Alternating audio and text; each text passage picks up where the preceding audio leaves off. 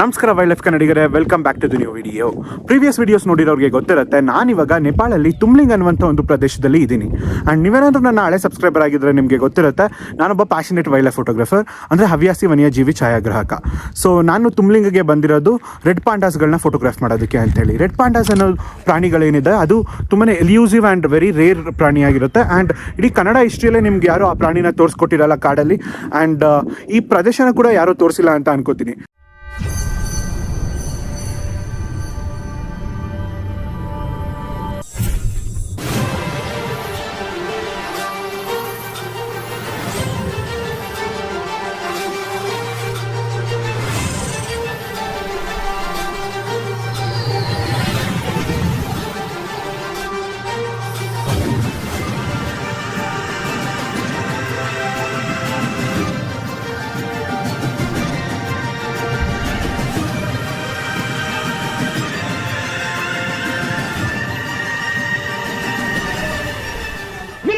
ಕೇಳ್ಕೊತೀನಿ, ಕಾಲ ಬಿದ್ದು ಕೇಳ್ಕೊತೀನಿ, ಅಭಯಾರಣ್ಯ ಉಳಿಸು, ಪ್ರಾಣಿಗಳನ್ನ ಉಳಿಸು, ಕಲ್ಸದುಗಳನ್ನ ಉಳಿಸು, ಬೇಕಾದ್ರೆ ತಗೋ.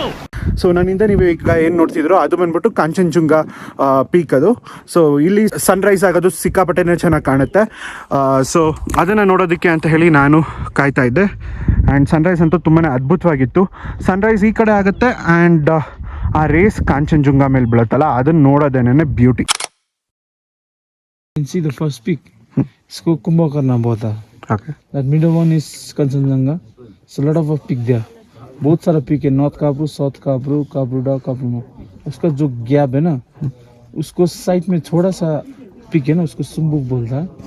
और इसको पांडिम और इसको तेंजिंग खान और इसको स्लीपिंग बुद्धा बोलता है. Actually sleeping Buddha means India में स्लीपिंग बुद्धा बुद्धिज्म में भगवान मानता है स्लीपिंग बुद्धा को, इसलिए इंडिया से क्लाइंब करना नहीं देता है.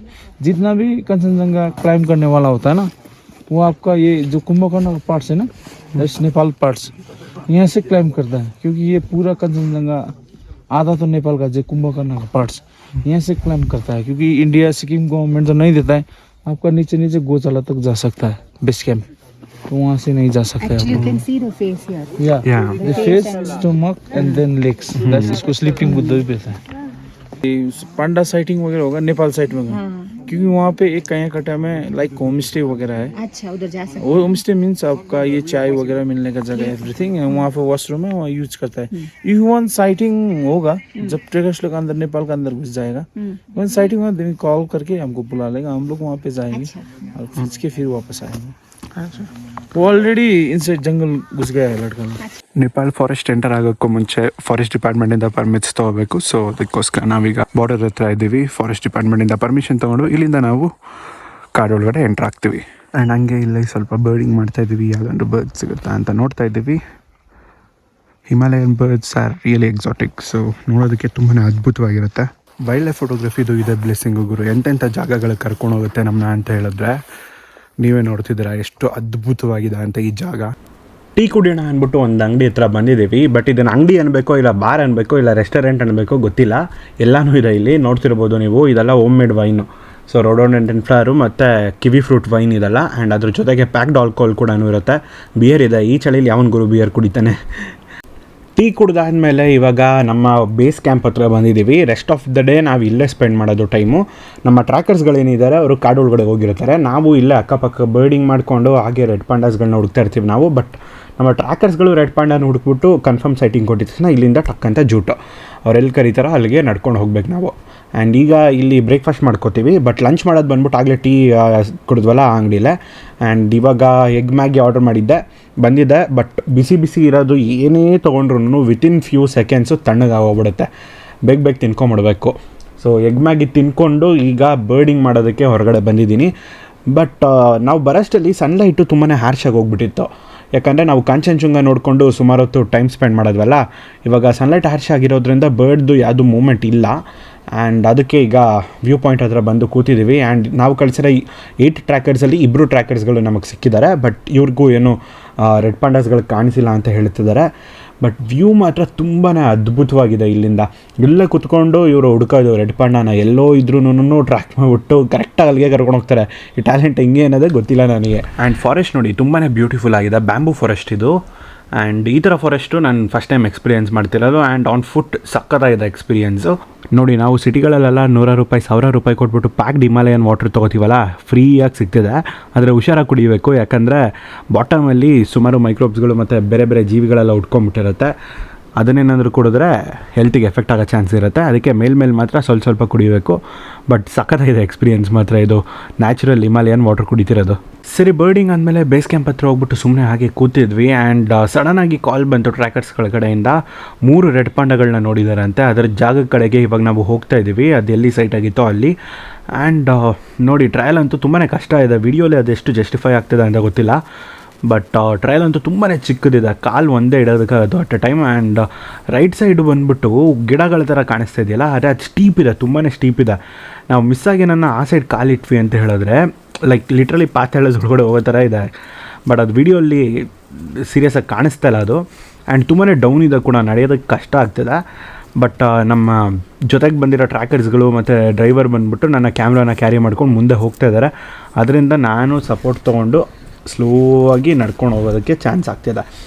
ಆ್ಯಂಡ್ ಫೈನಲಿ ಆಲ್ಮೋಸ್ಟ್ ಒಂದು 40 ಮಿನಿಟ್ಸ್ ವಾಕ್ ನಂತರ ಇವಾಗ ರೆಡ್ ಪಾಂಡ ಇರುವಂಥ ಲೊಕೇಶನ್ ಹತ್ರ ಬಂದಿದ್ದೀವಿ. ರೆಡ್ ಪಾಂಡಗಳನ್ನ ನೋಡೋ ಎಕ್ಸೈಟ್ಮೆಂಟಲ್ಲಿ ಫಾಸ್ಟಾಗಿ ನಡ್ಕೊಂಡು ಹೋಗ್ತಾ ಎಷ್ಟೊಂದು ಕಡೆ ಟ್ರಯಲಲ್ಲಿ ನಾನು ನಡೆಯೋದಕ್ಕೇನೆ ಕಷ್ಟ ಆಗ್ತಿತ್ತು. ಆ್ಯಂಡ್ ವಿಡಿಯೋ ಅಂತೂ ಚಾನ್ಸೇ ಇರ್ತಿರ್ಲಿಲ್ಲ. ಆ್ಯಂಡ್ ಸುಮಾರು ಕಡೆ ಒಂದು 4-5 ಸತಿ ಇಲ್ಲ ಇನ್ನೂ ಜಾಸ್ತಿನೇ ದಬಕೊಂಡು ಬಿದ್ದಿದ್ದೀನಿ. ಅಷ್ಟೆಲ್ಲ ಸ್ಟ್ರಗಲ್ ಮಾಡಿಕೊಂಡು ಫೈನಲಿ ಇವಾಗ ರೆಡ್ ಪಾಂಡ ಮುಂದೆ ಬಂದು ನಾವಿವಾಗ ನಿಂತಿದ್ದೀವಿ. ಆ್ಯಂಡ್ ಒಂದು ರೆಡ್ ಪಾಂಡ ಕಬ್ ನಮಗೆ ಕಾಣಿಸ್ತಾ ಇದೆ ಮೇಲ್ಗಡೆ, ಅದನ್ನು ನಾವು ಇವಾಗ ಶೂಟ್ ಮಾಡ್ತಿರೋದು. ನಮಗೆ ಟೋಟಲಿ ಸಿಕ್ಕಿರೋದು 3 ರೆಡ್ ಪಾಂಡಗಳು, ಒಂದು ಮದರು ಮತ್ತು 2 ಕಬ್ಸ್ಗಳು. ಬಟ್ ಇವಾಗ ನಾನು ಕರೆಂಟ್ಲಿ ಫೋಟೋಗ್ರಾಫ್ ಮಾಡ್ತಿರೋದು ಒಂದು ಕಬ್ಬು. ಬಟ್ ಲೋ ಲೈಟ್ ಇದೆ ತುಂಬಾ. ಯಾಕೆ ಅಂತ ಹೇಳಿದ್ರೆ ಸಿಂಗಲ್ ಇಲ್ಲ ಬಂದ್ಬಿಟ್ಟು ಪ್ರಪಂಚದ one of the most darkest ಫಾರೆಸ್ಟ್ಸಲ್ಲಿ ಒಂದು. ಆ್ಯಂಡ್ ಯಾಕೆ ಅದು ಅಂತ ಹೇಳಿದ್ರೆ ಸನ್ಲೈಟ್ ಏನಿದೆ ಅದು ಫಾರೆಸ್ಟ್ ನೆಲ ತನಕ ಟಚ್ ಆಗೋದೇ ಇಲ್ಲ, ಅಷ್ಟು ದಟ್ಟವಾಗಿರುವಂಥ ಕಾಡಿದು. And bamboo forest which makes an excellent habitat for red pandas. ನಮ್ಮಲ್ಲಿ ಸಿಗುತ್ತಲ್ಲ ದಪ್ಪ ಬ್ಯಾಂಬೂಸ್ಗಳು, ಆ ಥರ ಅಲ್ಲ ಇದು, ತುಂಬಾ ತಿನ್ನು ಬ್ಯಾಂಬೂಸು. ಆದರೆ ಡೆನ್ಸಿಟಿ ಜಾಸ್ತಿ ಇದೆ, ಅಂದರೆ ಈ ಮರಗಳ ಪಾಪ್ಯುಲೇಷನ್ ತುಂಬಾ ಜಾಸ್ತಿ ಇದೆ. ಸೊ ಸಿಕ್ಕಾಪಟ್ಟೆ ಡೆನ್ಸು. ಆ್ಯಂಡ್ ಬೇರೆ ಬೇರೆ ಮರಗಳಿರೋದ್ರಿಂದನೂ ಕೂಡ ಕಾಡು ಅಂತೂ ತುಂಬ ದಟ್ಟವಾಗಿರುವಂಥ ಕಾಡಿದು. ಒಳಗಡೆ ಎಲ್ಲ ನಾನು ನಡ್ಕೊಂಡು ಹೋಗಬೇಕು ಅಂತ ಹೇಳಿದ್ರೆ ತುಂಬಾ ಕಷ್ಟ ಇರುತ್ತೆ. ಕೆಲವುದು ಮಾತ್ರ ಹ್ಯೂಮನ್ ಟ್ರಯಲ್ಸ್ಗಳು, ಐ ಮೀನ್ ಲೈಕ್ ಮನುಷ್ಯರುಗಳು ನಡೆದಾಡುವಂಥ ಟ್ರಯಲ್ಗಳಿರುತ್ತೆ, ಅಲ್ಲಿ ಮಾತ್ರ ನಡ್ಕೊಂಡು ಹೋಗ್ಬೋದು. ಬಟ್ ಪಾಂಡ ಸೈಟಿಂಗ್ ಏನೋ deep down in the forest ಆಯಿತು ಅಂತ ಹೇಳಿದ್ರೆ ಅಲ್ಲಿಗೆ ರೀಚ್ ಆಗೋದು ತುಂಬ ಕಷ್ಟ. ನಾವು ಕಷ್ಟಪಟ್ಟಿರೋದ್ರಿಂದ ನಮ್ಗೆ ಆ ಅನುಭವ ಗೊತ್ತು ಅಷ್ಟೇ. ಅದನ್ನು ಯಾವುದೇ ವೀಡಿಯೋ ಕೂಡ ಜಸ್ಟಿಫೈ ಮಾಡೋಕ್ಕಾಗಲ್ಲ, ಅಷ್ಟು ದಟ್ಟವಾಗಿರುವಂಥ ಕಾಡಿದು. ಆ್ಯಂಡ್ ವಿಡಿಯೋಲಿ ಅಷ್ಟೊಂದು ಡಾರ್ಕ್ ಕಾಣಿಸ್ತಿಲ್ಲ. ಯಾಕೆ ಅಂತ ಹೇಳಿದ್ರೆ ಫೋನು ಅದನ್ನು ಆರ್ಟಿಫಿಷಿಯಲಿ ಬ್ರೈಟನ್ ಮಾಡಿಬಿಟ್ಟಿರುತ್ತೆ. ಆ್ಯಂಡ್ ನಾನು ಎಡಿಟಿಂಗಲ್ಲೂ ಕೂಡ ಅನಿಮಲ್ ಕಾಣಿಸ್ಬೇಕಲ್ಲ, ಅದಕ್ಕೆ ಸ್ವಲ್ಪ ಬ್ರೈಟ್ನೆಸ್ ಆರ್ಟಿಫಿಷಿಯಲಿ ಆ್ಯಡ್ ಮಾಡಿದ್ದೀನಿ. ಪ್ರಪಂಚದ one of the most cutest ಪ್ರಾಣಿಗಳು ಈ ರೆಡ್ ಪಾಂಡಗಳು. ಆ್ಯಂಡ್ ನೋಡಿ ಎಷ್ಟು ಮುದ್ದಾಗಿ ಈ 3 ರೆಡ್ ಪಾಂಡಗಳು ನಮ್ಮ ತಲೆ ಮೇಲಿರುವಂಥ ಬ್ರ್ಯಾಂಚ್ ಮೇಲೆ ನಡ್ಕೊಂಡು ಹೋಗ್ತಾ ಇದೆ. ಆ್ಯಂಡ್ ಕೆಳಗಡೆ ನೋಡ್ತಾ ಇದೆ. ನಾನಂತೂ ಇಷ್ಟು ಕ್ಯೂಟ್ ಮ್ಯಾಮಲ್ನ ಯಾವತ್ತೂ ನೋಡೇ ಇಲ್ಲ. ಹೆಂಗೆ ಹೋಗ್ತಿದೆ ನೋಡಿ ಎಲ್ಲನೂ, ಸಖತ್ ಕ್ಯೂಟಾಗಿದ್ದಾವೆ ರೆಡ್ ಪಾಂಡಗಳು. ನೆಕ್ಸ್ಟ್ ವ್ಲಾಗಲ್ಲಿ ಈ ಪ್ರಾಣಿಗಳ ಇಂಟ್ರೆಸ್ಟಿಂಗ್ ಫ್ಯಾಕ್ಟ್ಸ್ಗಳನ್ನ ತಿಳ್ಕೊಳ್ಳೋಣ. ಬಟ್ ಈ ವ್ಲಾಗಲ್ಲಿ ಇದನ್ನು ನೋಡೋದು ಇಂಪಾರ್ಟೆಂಟ್ ಆಗಿತ್ತು. And yes, we have finally achieved it. 1 ಅಲ್ಲ 2 ಅಲ್ಲ 3 ರೆಡ್ ಪಾಂಡಗಳು. ಒಂದು ನೋಡೋದೇ ತುಂಬ ಕಷ್ಟ ಆ್ಯಂಡ್ ತುಂಬ ರೇರು. ಅಂಥದ್ರಲ್ಲಿ ನಮಗೆ 3 ರೆಡ್ ಪಾಂಡಗಳು ಸಿಕ್ಕಿದೆ. ವಿ ಆರ್ ಎಕ್ಸ್ಟ್ರೀಮ್ಲಿ ಲಕ್ಕಿ ಅಂತ ಹೇಳ್ಬೋದು. ನಾನಂತೂ ಗುರು ಪಾಂಡಗಳನ್ನ ಫೋಟೋ ಮಾಡ್ತಾ ಒಂದು 7 ಸತಿ ಬಿದ್ದಿದ್ದೀನಿ ಟೋಟಲು. ಬೆನ್ನು, ಕಾಲು, ಕೈ ಎಲ್ಲ ಚಿತಾಲ್. ಬ್ಯಾಂಬುಗಳಿಂದ ಸಪೋರ್ಟ್ ತೊಗೊಳ್ಳೋಣ ಅಂದ್ಬಿಟ್ಟು ಇದು ಮುಟ್ಟಿದ್ರೆ ಇದೇ ಕಿತ್ತೋಗಿರುತ್ತೆ. ಸೊ ಅವಾಗಲೇ ದಬಕ್ಕಂತ ಹಾಕೊಳ್ಳೋದು. ಈ ಥರ ಕಷ್ಟ ಇರೋ ಟೈರನ್ನ ಫಸ್ಟ್ ಟೈಮ್ ನಾನು ಹತ್ತಾ ಇರೋದು. ಆಗ್ತಿಲ್ಲ ಗುರು, ಸುಸ್ತಾಗಿ ಹೋಗ್ಬಿಟ್ಟಿದ್ದೀನಿ, ದೇವರೊಳಗೆ ಆಗ್ತಿಲ್ಲ. ಆದರೂ ಸೈಟಿಂಗ್ಸ್ ಅಂದಮೇಲೆ ಹೆವಿ ಖುಷಿ. ಫುಲ್ ಮೋಟಿವೇಟ್ ಮಾಡ್ತವ್ರೆ, ಹತ್ತಿ ಅಂತ ಹೇಳಿ. ಸುಮ್ಮನೆ ಹೇಳ್ತಾ ಇಲ್ಲ, ಬಟ್ ನನ್ನ ಲೈಫಲ್ಲಿ one of the best wildlife trips ಇದು. ಆ್ಯಂಡ್ ಅವ್ರ ಟೀಮ್ಗೆ ಎಲ್ಲ ಥ್ಯಾಂಕ್ಸ್ ಹೇಳಬೇಕು. Very expert trackers. ಆ್ಯಂಡ್ ಎಂಥ ಟೆರೈನ್ಗಳಲ್ಲಿ ಕರ್ಕೊಂಡೋದ್ರು ಅಂತ ಹೇಳಿದ್ರೆ ನಮ್ಗೆ ಒಳ್ಳೆ ಫೋಟೋ ಸಿಗಬೇಕು ಅಂತ ಹೇಳಿ. ಸಿಕ್ಕಾಪಟ್ಟೆ ಕಷ್ಟ ಇತ್ತು ಆ ಟೆರೈನ್, ಆದ್ರೂ ಅಷ್ಟು ಸ್ಕಿಲ್ಫುಲ್ಲಾಗಿ ಕ್ಲೀನಾಗಿ ರೆಡ್ ಪಾಂಡ ಹತ್ರ ಕರ್ಕೊಂಡೋಗಿ ಸುಮಾರು ಹೊತ್ತು ಸೈಟಿಂಗ್ ಮಾಡಿಸಿದ್ರು ನಮಗೆ. How much time did we spend with it? More than 30 minutes. ಸುಮಾರು ಅರ್ಧವರೆಗಿಂತ ಜಾಸ್ತಿ ಸ್ಪೆಂಡ್ ಮಾಡಿದ್ದೀವಿ ಅದ್ರ ಜೊತೆಗೆ. ಆ್ಯಂಡ್ ಆ ಟೀಮಲ್ಲಿರೋ ಪ್ರತಿಯೊಬ್ಬರೂ ಅಷ್ಟೇ ಸಿಕ್ಕಾಪಟ್ಟೆ ಡೆಡಿಕೇಟೆಡ್. ಆ್ಯಂಡ್ ಹೆಂಗೆ ನಮ್ಮನ್ನ ನೋಡ್ಕೊಳ್ಳೋದು ಕೂಡ ಅಷ್ಟೇ ಚೆನ್ನಾಗಿ ನೋಡ್ಕೋತಾರೆ. Not just tracking. ನಂದು ಕ್ಯಾಮ್ರಾ ಎತ್ಕೊಂಡು ಈ ಥರ ಟೆರೆನ್ಗಳಲ್ಲಿ ನಡ್ಕೊಂಡು ಹೋಗೋದಕ್ಕೆ ದೇವರಾಣಿಗೂ ಆಗೋಲ್ಲ. ಬಟ್ ಟೀಮ್ ಮೆಂಬರ್ಸ್ ಅದಕ್ಕೂ ಸಪೋರ್ಟ್ ಮಾಡಿ ಅವ್ರು ಎತ್ಕೊಂಡು ಹೋಗ್ತಿದ್ದಾರೆ. ನನ್ನ ಕ್ಯಾಮ್ರಾನೇ ಆಲ್ಮೋಸ್ಟ್ ಒಂದು 7 kg ಇದೆ. ಸೊ ಪಾಪ ಅಲ್ಲಿ ತನಕ ರೆಡ್ ಪಾಂಡ ಎಲ್ಲಿದೆಯೋ ಅಲ್ಲಿ ತನಕನೂ ಕ್ಯಾಮ್ರಾ ಎತ್ಕೊಂಡೇ ಬಂದರು ಅವರು. It was a thrilling experience. And ಅದನ್ನು ಫಸ್ಟ್ ಟ್ರಯಲಲ್ಲೇ, ಈ ಎಕ್ಸ್ಪಿಡಿಷನ್ದು ಫಸ್ಟ್ ಟ್ರಯಲಲ್ಲೇ ನಮಗೆ ಸಿಕ್ಕಿರೋದು. Mother with 2 cubs. ಆ್ಯಂಡ್ ಅದು one of the rare sightings, the most rare sightings ಅಂತಲೇ ಹೇಳ್ಬೋದು. ಟ್ರ್ಯಾಕ್ ಮಾಡಿದ ಟೀಮ್ ಇವರೇನೆ. ಸಿಕ್ಕಾಪಟ್ಟೆ ಒಳ್ಳೆ ಎಫರ್ಟ್ಸ್ ಹಾಕಿದ್ರು ಇವರೆಲ್ಲ ನನ್ನ ಟ್ರ್ಯಾಕ್ ಮಾಡೋದಕ್ಕೆ.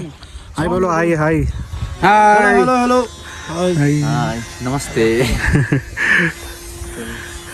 ಎಫರ್ಟ್ಸ್ಗಳಂತೂ ಬೆಂಕಿ. ಅಣ್ಣ ಇಲ್ಲವರೆಲ್ಲ ಹೆಬ್ಬಿ ಕಾಮಿಡಿ ಮಾಡ್ತಾರೆ. कमाल करता है ना तुम. मैं तो है जहाँ पे दावा है वहाँ पे हवा है और वहीं पे ही ओल्ड मॉन्क. ओ बस महा मुश्किल. ತಲಗ ಮೂವಿಲಿ ಬ್ಯಾಟ್ಸ್ಮನ್ಗಳು ಇರ್ತಾರಲ್ಲ, ಹಂಗೆ ನಮ್ಮ ಹುಡುಗರು ಸಾಕಾಗಿ ಸೈಟಿಂಗ್ ಮಾಡಿಸಿದ್ರು. ಆ್ಯಂಡ್ ನಾಟ್ ಟು ಫರ್ಗೆಟ್ ನಮ್ಮ ಡ್ರೈವರ್ ಕ್ಯಾಮ್ರಾನ ಪಾಪ ಅವರೇ ಗುರು ಅಷ್ಟು ಹೊತ್ತು ಎತ್ಕೊಂಡು ರೆಡ್ ಪಾಂಡ ತನಕ ನಾನು ಬಂದಿದ್ದು. ಸಿಕ್ಕಾಪಟ್ಟೆ ಕಷ್ಟ ಅದು. ಆ ಟೈರನಲ್ಲಿ ಕ್ಯಾಮ್ರಾನ ಎತ್ಕೊಂಡು 7 kg ಇದೆ ಕ್ಯಾಮ್ರಾ. ಯಪ್ಪ. ಹಳ್ಳಿ ಸ್ಟೈಲ್ ಲಂಚ್ ಮಾಡೋದಕ್ಕೆ ಅಂತ ಇವಾಗ ಬಂದಿದ್ದೀವಿ. ವೆರೈಟಿ ಏನೇನೋ ತಂದಿರ್ತಾ ಇದ್ದಾರೆ. Let's taste it.